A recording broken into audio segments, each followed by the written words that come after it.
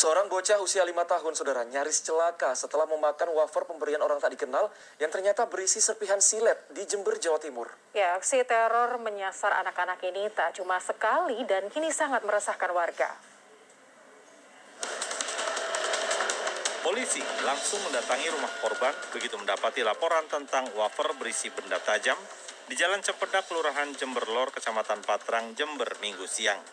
Korbannya yakni bocah berusia 5 tahun yang beruntung tidak sempat menelan wafer tersebut. Setelah diperiksa petugas, di dalam wafer terdapat puluhan benda tajam seperti potongan silet dan logam tajam lainnya. Bocah yang masih duduk di bangku sekolah taman kanak-kanak ini tiba-tiba diberi 3 bungkus wafer oleh orang yang tidak dikenal. Namun saat mengunyahnya mendapati benda tajam dan langsung mengeluarkannya dari mulut. Adiknya itu mendapat sebuah wafer, kemudian kok di dalamnya kok ada paku, ada seng, ada isi staples. Nah, setelah saya tanyakan lebih lanjut, katanya dikasih sama orang, habis itu sempat digigit sama anak saya yang kecil ini, kemudian kok terasa keras sehingga sama dianya dilepeh. Nah, ternyata setelah diteliti lebih lanjut, ketiganya dibuka satu persatu, ternyata dalamnya seperti yang kita lihat sama tadi. Peristiwa tersebut bukan kali pertama. Dalam beberapa minggu terakhir, setidaknya ada 5 laporan serupa yang mana TKP-nya masih di seputaran kota Jember dan sasarannya adalah anak-anak. Kondisi ini pun memicu keresahan warga, terutama para orang tua. Apalagi di tengah pandemi COVID-19, saat anak-anak banyak menghabiskan waktu di rumah karena masih menjalani pembelajaran daring.